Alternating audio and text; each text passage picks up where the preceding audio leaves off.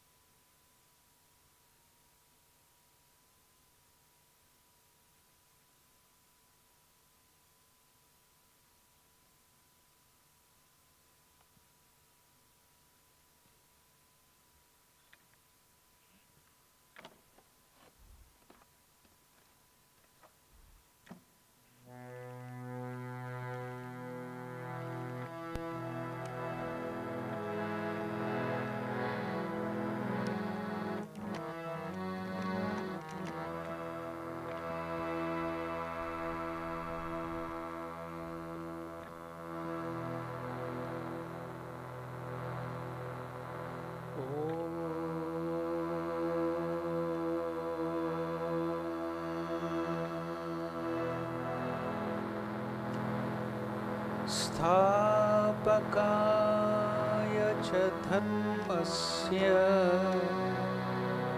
सर्वधर्मस्वरूपिणे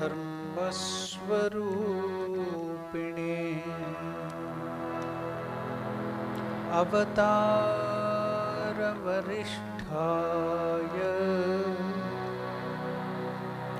रामकृष्णाय ते नमः. Namaskar to all of you. Welcome to the study of Bhagavad Gita. We shall begin our study by chanting two verses from the meditation on the Bhagavad Gita, Gita Dhyanam.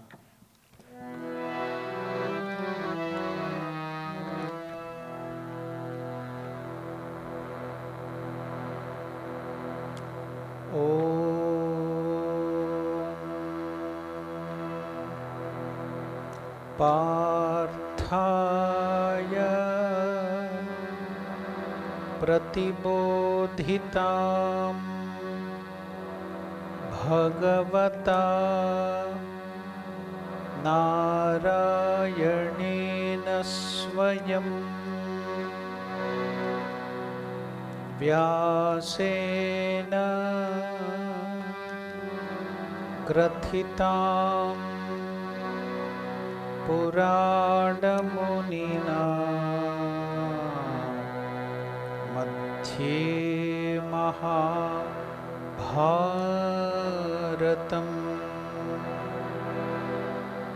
अद्वैतामृतवर्षिणीं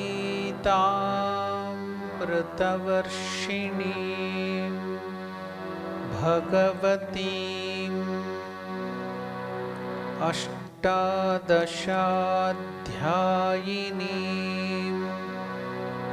अम्ब त्वाम् अनुसन्दधामि. भगवद्गीते भवद्वेषिणी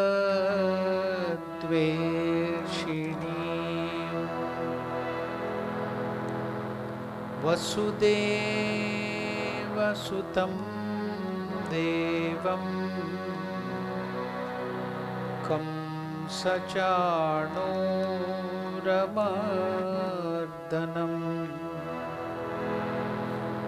देवकी परमानन्दं कृष्णं वन्दे जगद्गुरुम्. Gurum.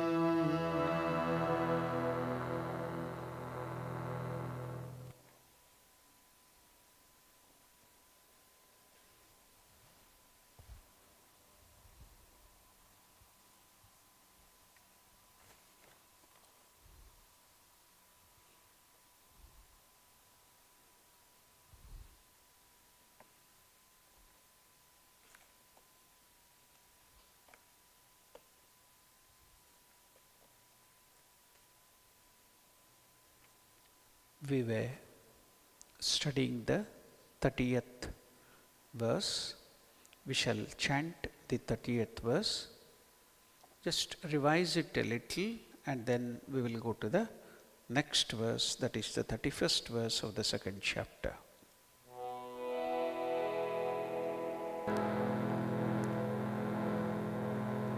Please repeat this verse after me, the 30th verse from the second chapter. Dehi nityam avadhyoyam. Dehi nityam avadhyoyam. Dehe sarvasya bharata. Dehe sarvasya bharata. Tasmat apariha, tasmat sarvani bhutani, tasmat sarvani bhutani, natvam shochitumarhasi, natvam shochitumarhasi. The simple meaning of this verse is this indweller, that is the Atman, in the bodies of all the living beings is ever indestructible. Avadhyoyam. Vadhya means can be killed. Avadhya means cannot be destroyed or killed. O Bharata, O Arjuna, therefore you should not grieve for any creature. You should not grieve for any living being or the death of any living being. Lord Krishna starts his sermon to Arjuna from verse 11 with the powerful statement, the wise grieve neither for the living nor for the dead. So you should note here, he is only telling about grieving, worrying, that we should not worry. But you should not confuse that you don't have any duty or right on your part to do for the people who are dead or living. But the only thing you have to notice, he is telling you should unnecessarily not worry. But you have to be concerned. So there is a difference between worry and concern. So when you are concerned, you will be thinking properly and doing the right thing. While you are worrying, you are not thinking properly, you are not using your discriminative faculty. But after this worrying, you don't act. It will be just worry and worry and worry. That's all. So that is the difference between worry and concern. That's why here people should not confuse that Krishna is advising us to become insensitive for other people's suffering or death. So that's why the requisite of the Guru or the people who have known the things. Otherwise, many people will start taking the wrong things out of this message. Now, only thing we have to notice, Arjuna is asking, Lord Krishna is asking us not to worry or to grieve. He reasons from different angles to point out the futility of grieving over the inevitable. In the present verse, he draws his final conclusion. Therefore, O Arjuna, you should not grieve for any creature. In this verse, it is as if he is giving us the conclusion. This indweller refers to the self, the Atman. The one self, the Atman, dwells in all the creatures of the world. These creatures are numberless. Atman, the self in them all, is one and the same. The bodies of beings, the bodies which is covering this Atman, Deha, perish, but not the Atman. Atman is the real identity of each of these beings. It exists eternally. It is indestructible. Therefore, there is no need to lament for any creature, whether living or dead. So, after this, we have to remember one beautiful statement of Swami Vivekananda. Suppose now many people become insensitive and tell that if somebody is suffering, if somebody has some disease or pain or some other bondages, we just ignore it, telling that, oh, it is his karma, let him suffer. Why should I bother about it? Krishna has told not to worry, not to grieve, so I shall not grieve. Again, don't do the mistake. Lord Krishna has not advised you. You have taken only half the truth. It's not correct understanding. So Krishna has not told that you should not do your duty. So you should remember the wonderful statement of Swami Vivekananda.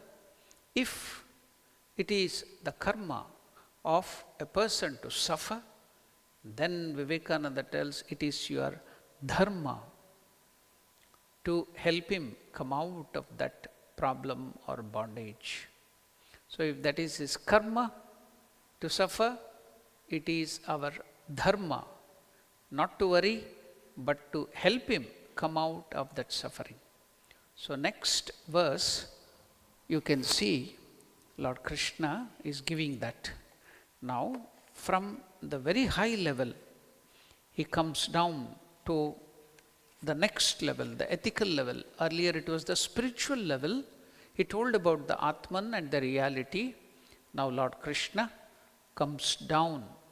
So, what is the next verse where Lord Krishna is telling about the duty? That is the 31st verse. Let us now chant this verse.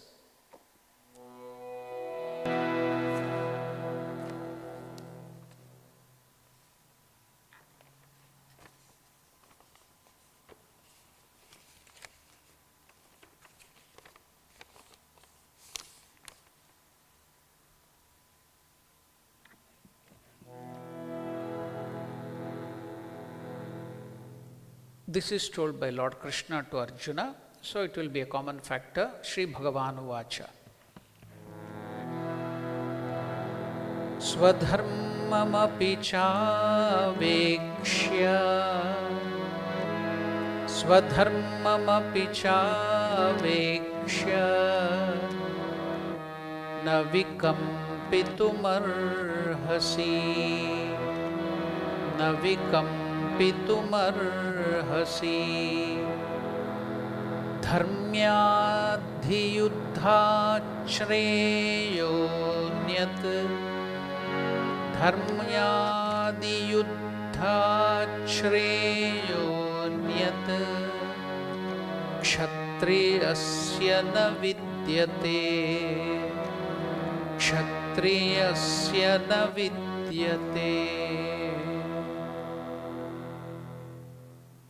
Now, you can note Lord Krishna is bringing in the word Swadharmam. Though there is no equivalent word for dharma in English, because here we can take it as duty. But dharma has a very vast connotation. So many things are defined in dharma. But the root word dharayate iti dharmaha. So now let us take here the meaning contextually as duty. Swadharma, because the word swa is used. Swa means my own duty. Swadharmam. So see, immediately Krishna, to clear his teachings, is making the point about duty. That's what I told, that wonderful saying of Swami Vivekananda. If it is the karma of that person to suffer, it is your dharma to relieve his sufferings and help him. So now, swadharmam, one's duty in accordance with our scriptures, Vedas and other scriptures, api, also cha, and avekshya, considering. I'm breaking everything into bit by word. Swadharmam api cha avekshya. So together it becomes vekshya. You should not break it as vekshya. There is no meaning for that. It is avekshya. Avekshya means considering. Cha means and. Api also. So swadharmam, one's duty in accordance with the scriptures. Api also cha and. Avekshya, considering. Na, not. Vikampitum, to waver. Arhasi, should. Dharmyat, from righteousness. He indeed. Yuddhat, than fighting. Shreyaha, better. Anyat, another. Kshatriyasya, for a warrior. Na, it's not. Vidyate, exists. So what is the complete meaning? I broke it down into different words and gave you the meaning, word by word meaning. So totaling that, swadharmam api chavekshya na vikampitum arhasi dharmyadi yuddha shreyo nyat kshatriyasya na vidyate. Besides, considering your duty, here Lord Krishna is telling Arjuna, because by his dint of stature of evolution, he is a kshatriya. So now, what is his duty? Kshatriya's duty. So let us go to the meaning of the word kshatriya. Kshatriya means kshatat trayate iti kshatriyaha. What is the meaning of kshata? Now we use the word akshata. For the rice which we use for offering of the god, we put some turmeric and other things, ghee, and give it to offer. That's called akshata. Akshata means unbroken rice has to be offered to the Lord. That is called akshata. So kshata means broken. So here the meaning of kshata means unrighteousness, adharma. Kshatat, from adharma or unrighteousness, trayate, one who protects. One who gives protection, or one who uses his physical and mental and the intellectual energy to protect the people, the society, the country from adharma, unrighteousness, is kshatriya. So kshatriya is not one who simply takes his sword, weapon or gun and other to go on killing some people. No. Always fighting, ready to fight. No, that is not the idea. Kshatriya means kshatratrayate, one who takes up arm, that is physical energy, and also intellectual energy. So one who takes up all these things to protect righteousness, to destroy unrighteousness, kshatat, from unrighteousness. What is he? He takes up arms and fights and to protect righteousness. He is kshatriya. So now, Arjuna, you are a kshatriya. Now what is your duty? You have to protect the righteousness, dharma. That is your swadharma. So that is your dharma. So now suppose you are a student studying properly, making your father and mother happy, obedient to your teacher, gaining more knowledge. That is the duty, swadharma of a student. If you take up any other job, whatever, if you are a mother, then to take care of the children properly, to bring them up nicely, then teach them everything that is good, teach them why you should not do those things. That is her dharma. For father, that is his swadharma. Suppose he is an industrialist, there are some duties for him. Suppose he is an old man, he has some other duty. Suppose he is a lawyer, he has a different duty. So everybody has to perform his own or her duty.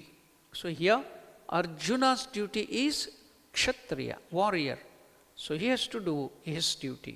So besides considering your duty as a warrior, you should not waver, you should not give up your duty.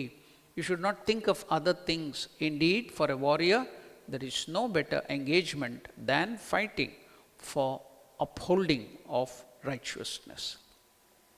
Swadharma is one's duty as an individual in accordance to scriptures. For us Hindus, it is Vedas, and there are other scriptures too, like Purana, Mahabharata, Ramayana. Everywhere, they give us in detail about what is our duty, what is our swadharma. So everywhere you can find that. Now, broadly you can divide our duty into two. What is that? There are two kinds of swadharma. What is prescribed duty for the individual? What is that? Higher, paradharma, or spiritual duties, and aparadharma, material duty. Considering oneself to be the soul, that is, we are the Atman, we are a part of the God, the prescribed duty is to love and serve God with devotion. That is the paradharma. Then, however, since a vast majority of the people, vast majority of the humankind does not possess this spiritual perspective, they think they are the bodies, they want to enjoy, then our scriptures, Vedas, also prescribe duties for those who see themselves as the bodies and they want to enjoy. These duties are defined according to one's ashrama, station in life, and occupation, varna. So you should note, in our Vedic system, these duties are divided at two different planes. What are those? Station of life. Now we are at the station now, the childhood, where you can't understand, the parents are taking care of everything. But when you come to the 7th or 8th year, you have now started going to the school and learning, up to you get married. That is called your bachelor life. So there, the brahmacharya, ashrama, this is station of life. So the duties are prescribed. Now after that, you become a grihastha, married life. So from that to the vanaprastha, that is another station of life. There you enjoy your life. So that's why 4 goals are given. Purushartha for all of us. What are they?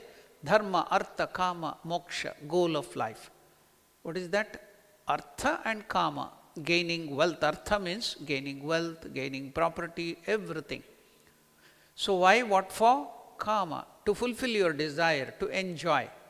But you can't simply get these things, artha and kama, as you wish, according to your whims and fancies. Then what is it? What are the other 2 goals, the pillars? Dharma first and moksha. So it has to be sandwiched between righteousness, dharma, and also liberation, moksha. Dharma, artha, kama, moksha. So these are the goal of life. So you cannot earn money, you cannot gain wealth without righteousness, as you like, with corruption, troubling others, looting. All those things cannot be used. So you have to earn money in such a way that you should follow righteousness, dharma, artha. Then you have to enjoy your life, keeping the goal as moksha, liberation. That is the goal of all the Sanatana Dharma followers. Hindu Dharma followers have to keep this in mind.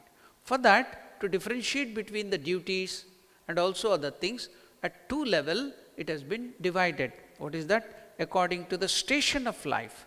What are the 4 ashramas, stations of life? I told you, brahmacharya ashram. Until you become a grihastha, you are in your following the path of education, you are a student, you are now studying, and then the duties are different. Then grihastha, now you are enjoying, earning more money, and then enjoying your life, having children, progeny, everything. There, it is the grihastha dharma, you have to follow that duties. Then you have to give up everything slowly, gradually. You have to get detached from your family, from your children. You should not go on continuing there. You have to lead a higher life.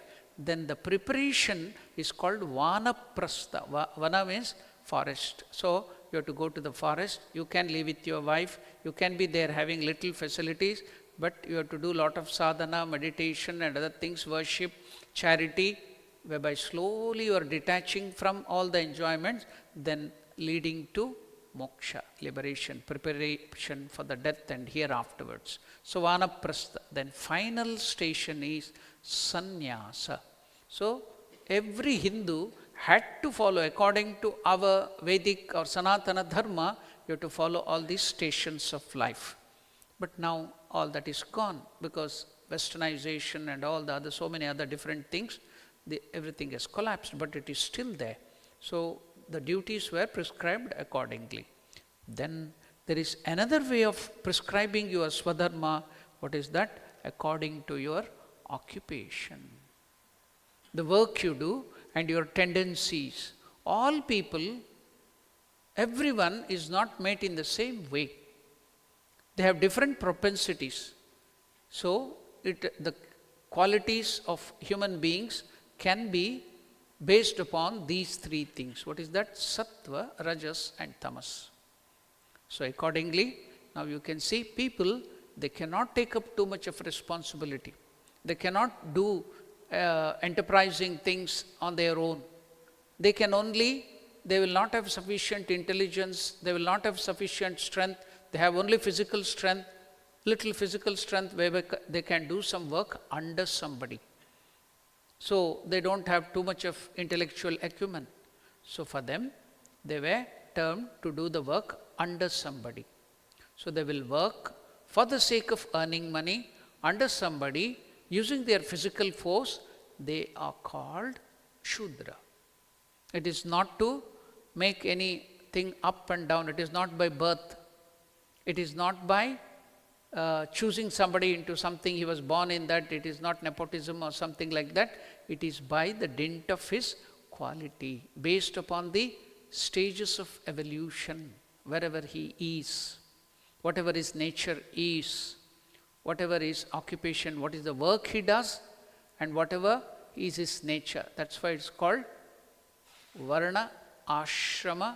So you can see that our scriptures are basing that. It is not by birth. Again, you should be noting it. Then there are another group of people, they can do commerce, they can do agriculture, cattle rearing, taking care of working hard and earning money, so they can do that. So those people who do not work under somebody, but they will do their own agriculture, commerce, cattle rearing and all the other things, that comes under the category of Vaishya. Again, it is not by birth. If it comes by birth, well and good, you have more chances to learn that occupation and the other thing, tendencies, but it is not by the dint of their birth or any other thing, but it is by your quality, your nature, the work you do. Based on that, this is been divided into. So they are called Vaishyas. So here, see, you can jump according to your quality from one this thing to another group also. If you are now born in a Shudra thing, you can become a businessman, you can become a Brahmana, you can become a Kshatriya. So now, not for the sake of money, to protect the righteousness, using your physical strength and intellectual strength, if you, not for the sake of money, for the protecting the dharma, if you use all this strength and serve the society, they are called Kshatriya, to protect the righteousness. So that is next group. So now you can see what is your nature. You can test yourself. You can analyze where you are, what you are. Then you can choose the duty what you want to do. Then the next is, suppose a person doesn't want to enjoy anything, he doesn't care for earning more money, but his interest in gaining more knowledge and going towards God. His sole concentration, his sole focus is realization, realizing himself, knowing more about God, gaining more knowledge. So he becomes a Brahmana. So it is again not by birth. You can see that a person who was born as a Brahmana, he was Parashurama. He was a born Brahmana, the son of Jamadagni and Renuka Mata. But by his character and nature, he became a Kshatriya. He fought for the sake of righteousness going, and even he killed so many bad kings. They were all Kshatriyas. So here it is not by birth, but by the work they do, but by the nature they get these qualities. So that was, the society was divided in this way, not for discrimination or making anybody, because for them now gradually, what was the goal? Liberation was the goal. God realization was the goal. So they were because everybody can't be doing everybody's work. So to make it easy, they were helping people like this. Just to give you another example, I'd seen psychologists and psychiatrists, when they were prescribing the way to study for the children, they were dividing, making them the category. What were they doing? The same type of study method cannot be used for group of children who are by nature introverts. For them, the way to the study, the method of the study is different. For the extroverts, they can't sit at one place, they should be moving, they should be hearing the music, then only they can study properly. So extrovert by nature, the method of study is different. So they will prescribe different things. Likewise, here too, our rishis and munis, our scriptures have prescribed different duties for different people based according to their quality and the nature of work they do. So these stations of life, that is the varnashrama and the varna, the occupation. Based on the occupation, by the nature, they divide and they give all these duties. So that is swadharma. So broadly it is divided into paradharma and aparadharma, higher duty and lower duty, and in a different way it has been categorized in this way. So the distinction between the spiritual duties and material duties needs to be kept in mind while understanding the Bhagavad Gita, the term here, the duty, swadharma, and the Vedic philosophy at large. By occupation, Arjuna, by his nature, was a warrior, and so his occupational duty as a warrior was to fight for the protection of the righteousness. Sri Krishna is calling this swadharma or prescribed duty at the bodily level. There was another person called in the same Mahabharata, in the same family. He was Vidura. In the Kuru family itself, like the Pandavas, there was one person called Vidura. He was born Kshatriya, but by nature, he was a Brahmana, Sattvic in nature. So when he did not want to take part in the war, in this Mahabharata war, but Duryodhana was forcing him, you have to take part because you have taken the food and you have taken all the facility of the kingdom, you were under us, so you have to fight. Krishna secretly sent him to the pilgrimage. He sent him away. No, you need not. But when Arjuna doesn't want to fight, he is telling, I will become a sannyasi and I will give up everything. No, according to your nature, you have to fight for the sake of righteousness. You have this quality. You can't become a sannyasi and you can't go there. So you have to fight for the sake of righteousness. Because by nature, he has this kshatra tejas. Vidura had a different tendency. So Lord Krishna himself prescribed him to go away to the forest and do tapasya. Like that, swadharma varies to different people at different station, at different stages of life, at different stages of evolution. But the goal is, all this has been made by the scriptures to reach the goal of realization, God realization or the realization of the self. So that should be kept in mind when the Lord tells about Swadharma, your own duty.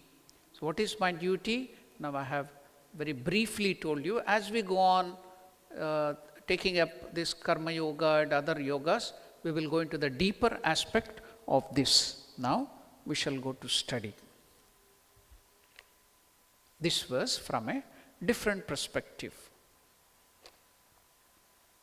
Many a times I have been quoting and taking from one great sadhu, that is one of the vice presidents of our order, Swami Ranganathanandaji Maharaj.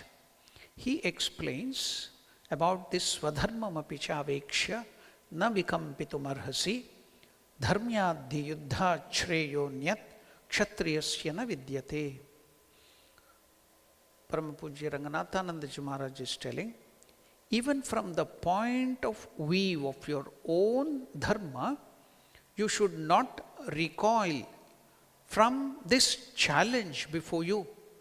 Because for a warrior, a kshatriya, a war is a producer of glory. Now, do you think that a warrior should be always asking that a war should come and I should fight and kill the people? No. It is just like social workers. If they always, now in the Ramakrishna ashrama, we do a lot of social work activity, we serve the people. So if there is floods, if there is tsunami, we immediately go there, help the people. If there is famine, we go and help the people there. So every time we are ready to go. So then, should we pray to God, let there be more cyclone, let there be more storm, let there be more this thing, let me get a chance to go and serve? No, that is not the wrong way. That is the wrong approach. When it happens, now tsunami by the dint of the nature's fury, it happens, then you have an opportunity to go and serve. Now for Arjuna, to protect the righteousness, the dharma yuddha has come. Now it's a glory for him. He should not aspire to go and take part in the war and kill people. No, not at all. That is not the idea. That's why we have to be very, very careful when understanding these teachings. So now, a war is a producer of glory for a good kshatriya. It is a very doubtful proposition that a war can be righteous. How can a war be righteous? 2 or 3 weeks ago, Swami Ranganathanandaji Maharaj is writing, while he is lecturing this, maybe in 1970s or so, he is telling 2 or 3 weeks ago, I had the occasion to say that the war against the Nazis movement in Germany was a righteous war. Now you know what happened. The Second World War, how did it begin? And what was the idea of the 3 axes, like Germany, Italy and Japan joined together and they made an axis and they wanted to destroy the whole world and capture. That was out of greed and lust for power. So now the whole world united together to fight against injustice. Now do you think fighting against Nazis and those bad people was bad? No. There you had to fight. That is the righteous war. That is dharma. Now the Nazi movement in Germany, fighting against that, was a righteous war. The whole world would have been completely distorted if the Nazi movement had won the war. So the whole world joined together to fight against that pernicious doctrine of racial superiority and military despotism, which destroyed millions of people. Occasionally, occasions of a righteous war like this will come. Then, for the kshatriya, it is a glory to take part in that. He will be ready to give up his life to protect the good, to protect the righteousness. So that is the duty of the kshatriya. So you should understand it properly. But not Every war is righteous war. A war of aggression to subdue other people can never be a righteous war.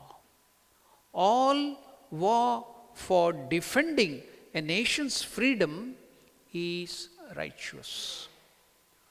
On the contrary, if you don't do it, you have to pay for it, and your coming generation will pay for it. Therefore, the words Swadharmam apicha vekshya, Swadharma, that is your duty, dharma, the Kshatriya has to protect the freedom of the people. So that is the nature of a Kshatriya. Today we have the old Indian concept in a new situation, says Swami Ranganathanandaji Maharaj. How is that? How can we understand in the present perspective what is the duty of a Kshatriya? Swami Ranganathanandaji Maharaj tells, the old Kshatriya is today a politician, not a bad politician, but should be a good politician. So today, the old Kshatriya today is a politician, a soldier, and an administrator. What is his work? His work is to protect the people, nourish the people, and serve the people. Somebody has to do it. It is the political and the administrative system that does these things. Even the policeman protects you from being robbed when you are asleep, though often they don't succeed in it. And so many are robbed at night. Now, if the police do not function telling that it is himsa, we should not trouble, there is human rights for all the thieves and robbers, we should not fight against them, we will not kill them, we shall not punish them, then what will be the condition of the society? So the Kshatriya, in the form of politician, a good, again I am telling, good politician, good administrator, good policeman, good military, has to do his duty. That is the work of the Kshatriya. That is what Arjuna is being goaded by Lord Krishna. So you can just take in the same way different work.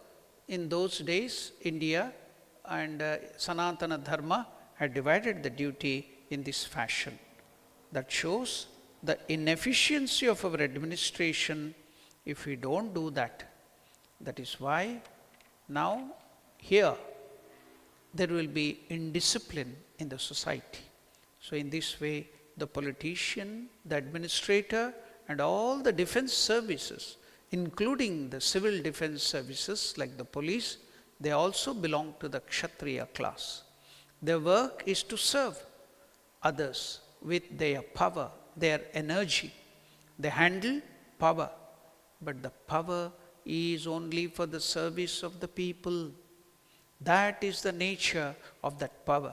So when Yudhishthira, who is Yudhishthira? The eldest amongst the Pandavas, he was also called Dharmaraya. So Yudhishthira was very sattvic. He wanted to renounce the kingdom after the Mahabharata war. But Bhishmacharya, who was lying on the bed of arrows, Bhishma told him, the grandsire. It is a very interesting sentence in the Mahabharata, Shanti Parva. What does Bhishma advise Yudhishthira when he wanted to give up the kingdom and go to the forest to do tapasya in the Shanti Parva? Bhishmacharya tells, Danda evahi Rajendra Kshatra Dharma Namundanam. O Supreme King, Rajendra means Supreme King. The duty of a Kshatriya is danda, meaning exercise of power to serve the people, and not mundana. Mundana means shaving his head. Shaving his head means becoming a sannyasin, give up everything. Give up all the things of the society and think of God. So that is mundana. Here means sannyasa. So not shaving the head and becoming an ascetic. That is what Sri Krishna is telling Arjuna. Dharmyadi yuddha shreyo nyat kshatriyasya na vidyate. A kshatriya is happy to fight a righteous war to protect the people. So you are a kshatriya, you have to do your duty, you cannot run away. Now, going forward, here, what Lord Krishna is telling is, you should be happy to fight a war which has a great cause to inspire it. A human liberation war, for example. But to claim every war as dharmya cannot be accepted. Actually, history will condemn some wars which were thought to be dharmya, but were not dharmya in a later kind of study. So also, this one is perfectly righteous.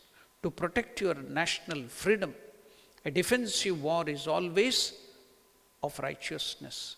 Offensive wars, some are not. Very few are. Most are not.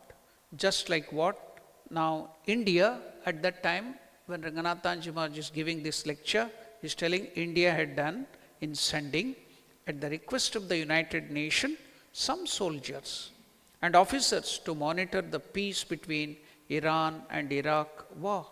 So peacekeeping force. Similarly, Indian army sent their army to Congo and Korea to the peacekeeping. All for peacekeeping purposes. These are all very good examples where you are not there for aggression, not for gaining some property or land for yourself, but to establish the peace that was broken earlier. So all these arguments are included in this particular statement, dharmyadi yuddha shreyonyat kshatriyasya na vidyate. There can be no better opportunity for a kshatriya to exercise one's intelligence, ability and love for humanity than to take part in a battle to establish human values, freedom and dignity of the individual person. So, what is duty? From the ethical point or moral point of view, we should note that Swami Vivekananda makes it very clear. If you have to define ethics or morality with minimum words, according to Swami Vivekananda, all that is selfish, is immoral, unethical. All that is unselfish is ethical and moral. Minimum words to explain, to define what is ethical and moral. See, very simple. So, what is our duty? To protect righteousness. What is righteousness? Here is all that is selfish is not your duty. All that is unselfish, to serve other people, to do good to the world, to do good to the society, to the country, that is the duty. What is the goal? Why are we doing this? See, all this should be clear in our mind. That's why, what are the 4 pillars? What are the 4 duties or goal of humanity according to our scriptures? Dharma, artha, kama, moksha. What is the goal? Moksha, liberation, God realization. So, it's so clear. So, keeping this in mind, we have to know what is our duty, performing our duty. So, Arjuna, I have told you from the highest standpoint of Atman, from the Vedanta standpoint, even then you have to fight the righteous war. I have come one step down now to explain. Suppose you don't believe in Atman, you think, I don't believe in all that thing. Okay, even from the ethical point of view, you have to fight, you have to do your duty as a warrior to fight against unrighteous people, to protect the righteous and protect the good people. That is your duty. So, what is the lesson that we have to learn here? So, all the time I always like to make it relevant to now. 2025.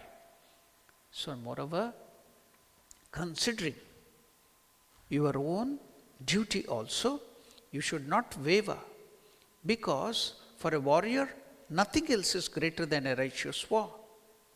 Now, in the previous verse, Lord Krishna concludes the discussion of Atma Gnana, the knowledge of Atman. Then the discrimination between the Atman and Anatman, Viveka. Now, Krishna has given this as a medicine for Arjuna's sorrow, because Arjuna was grieving. So he has given the medicine. Not only for Arjuna's sorrow, it was for Arjuna's delusion also. And what is Arjuna's delusion? The delusion was, I am now a fighter, I am now a warrior. Should I fight the war or not? That is the delusion.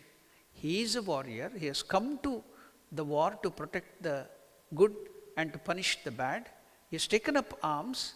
Now he has got the delusion, should I fight or not?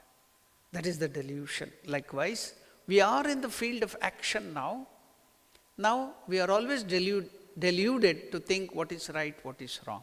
So when you get the teachings of Lord Krishna in the Bhagavad Gita, everything becomes clear, crystal clear for us. We can adopt it to any station of life, wherever you are. You can adopt these teachings and you can wonderfully put everything into practice and make it so clear. Now, what is Arjuna's delusion? Whether I should fight the war or not. That delusion also must go, and Arjuna must be ready to fight this dharma yuddham. Now, one thing we have to note. What is that? We think ahimsa paramo dharmaha. The highest virtue, highest righteousness is you should follow the path of ahimsa. What is ahimsa? Non-injury. So you have to be sympathetic, you have to be kind. But it is also dangerous if you misplace ahimsa, misplaced sympathy. Misplaced kindness is also dangerous. So misplaced ahimsa is as much bad as misplaced himsa. So in the name of non-violence, Arjuna should not withdraw from the war, because non-violent methods are exhausted for the sake of law and order or for the sake of dharma. A Kshatriya should be ready to take to even violent methods. That is what Bhishmacharya told Yudhishthira. Danda. You have to use your power to protect righteousness. That is danda, taking up arms. Thus, violence or himsa or yuddha as a last resort is a dharmic method only. That is also righteousness. That will be our duty.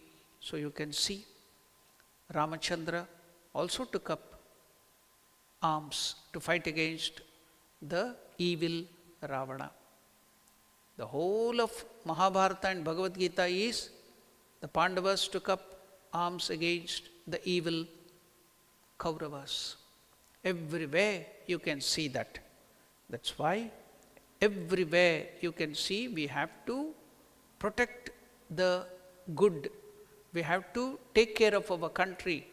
So wherever you are, whichever station of work you are, if you are a doctor, then too you have to protect the nation, maybe from the viruses and bacteria and diseases. That is also a battle. So that's why Swami Vivekananda very nicely explains when somebody asked him, what is life? Swami Vivekananda tells, life is a constant fight. Life is a constant battle with forces external and internal. Life is a constant fight between the forces internal and external. You have to fight both internally and externally. The forces are pushing you apart. Internal in the mind, in the body and everything, and externally too. So life is a constant fight. Then Vivekananda concludes telling that the moment you start fighting, then you are dead. The moment you stop fighting, you are dead. So it is a battlefield. You are in the battlefield now. You need not take up arms and ammunitions and go and fight and kill anybody, somebody. But the life itself is a battle. So now you can use the teaching. Now if you become afraid, cry, sit and worry, if you do not do your duty, if you do not fight the battle of your life, then you are dead. So we should be constantly fighting against the different factors of life, different energies, different things of life which are coming as challenges, as problems to solve them. So now this Bhagavad Gita will be so helpful. So now Arjuna should not withdraw from the war because non-violent methods are already exhausted. So now the only thing left is the violent method. Thus violence or himsa or yuddha as a last resort is a dharmic method. That is the only righteous thing which Arjuna can do. Therefore, Arjuna should take to this war. And for this alone, Krishna is approaching from 3 different levels. What was the first level he approached? In the introduction, you can see the first level was philosophical. Now, all we learnt in the first thing, that's why the first chapter is called Sankhya Yoga or Gnana Yoga, the yoga of philosophy. So, it is in Sanskrit, you can call it as Adhyatmika Drishti, from the spiritual standpoint. Now, Krishna is taking up the second level, that is ethical level, Dharmika Drishti. Now, then he will still come down from that level to finally the third level, that is the empirical level, from the worldly level. So here Krishna gives teachings to Arjuna from all the 3 levels. The first level was the spiritual, the second ethical, and finally he gives the teaching to Arjuna from the Laukika Drishti, that is the empirical level. With the 30th verse, the philosophical level discussion is now over. And if Arjuna understands Krishna's teaching, he does not require any other solution for his problem. But unfortunately, many people find it difficult to grasp the highest standpoint, the philosophical teaching. It requires some amount of maturity. And if we don't have that maturity, Vedanta can be easily misinterpreted, misunderstood. Because in the previous verse, Krishna said, Atman is akarta and abhokta. That is not the doer. Atman, as Atman, we are not the doers, we are not the enjoyers. And therefore, it does not have punya or papa. So no karma will touch it. You will not get punya or the sin because it does not do any action. Then if the teaching goes to the wrong person, a villain, a person can easily argue. What is that argument? We will do all the bad deeds. We will do all the murders and other thing. Then I can tell, oh Lord Krishna himself has told, Atman is akarta and bhokta. I am the Atman. So whatever I have done, I have not done it. It is the body which has done. So now the bad people can use the teaching to prove that they are innocent. So that's why you have to, now Krishna comes down to the ethical level, the next level. So, and just as Krishna is asking Arjuna to fight, anybody can kill another person and say, after all, body is perishable, it is impermanent, and you can quote, somebody also can quote, Dehi Nityam Avadhyoyam Dehe Sarvasya Bharata. After all, body is mortal only. What is wrong in killing a person? And I have not killed the real person. I have not killed the Atman. I have only killed the body because the Atman is eternal. Therefore, every murderer can abuse the Vedantic teaching. That abuse means a person has not understood Vedanta. Because real Vedanta is never against Dharma. Vedanta can really coexist only with righteousness, Dharma. And therefore, Krishna wants to come down to the next level, that from dharmic angle and also Arjuna fighting this war is proper. Bhishma, Dronacharya, though they are all seniors, elders, are to be killed. Not because his body is mortal, or Drona is to be killed not because his body is mortal. That the bodies are mortal does not mean we can go on killing everyone. But because they have taken the adharmic group, they have joined the adharmic group. What did Vibhishana do? When his brother kidnapped the wife of another person and he took the wrong means, he advised him not to do the wrong thing.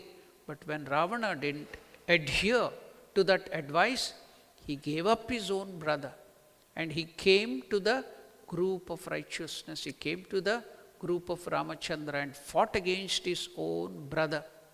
That's why the Lord gave him so much benefits. He made him an eternally living person. He is still living like Hanuman is a Chiranjeevi. He made him the king of Lanka. He made him a great person.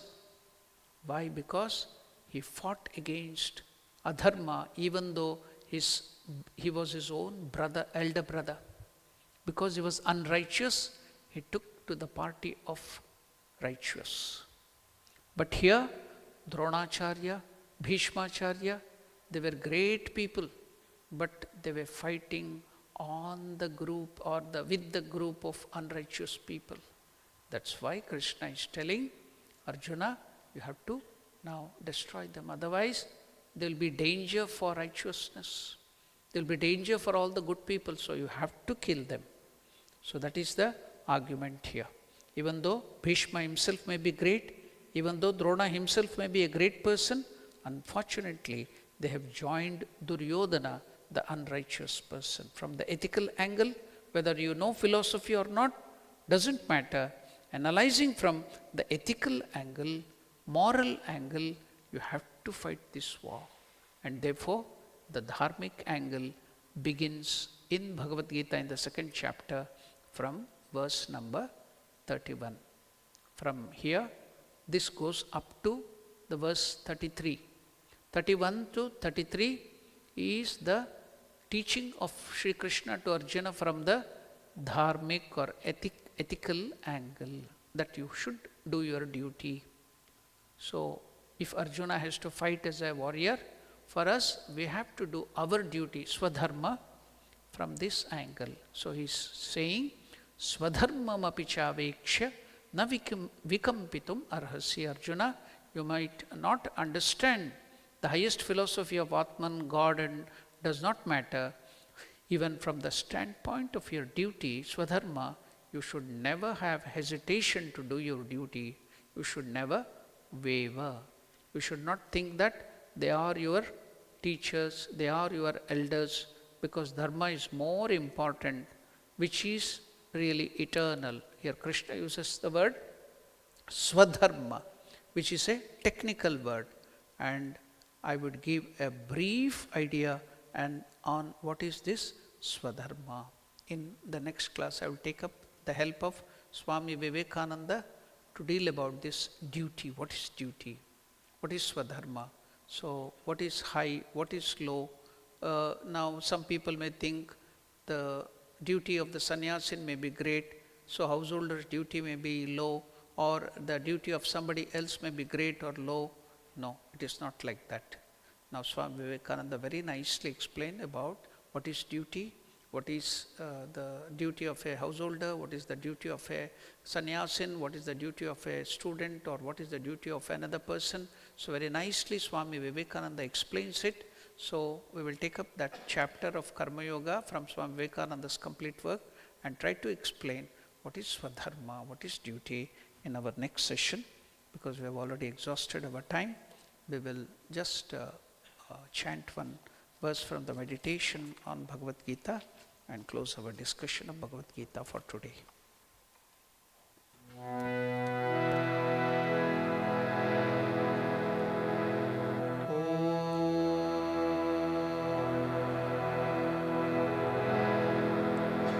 Mukam karoti vachalam गुल्लङ्घयते गिरिं यत्कृपातमहं वन्दे परमानन्दमाधवम्। ॐ शान्ति शान्ति शान्तिः। हरिः ॐ तत्सत्। श्रीरामकृष्णार्पणमस्तु।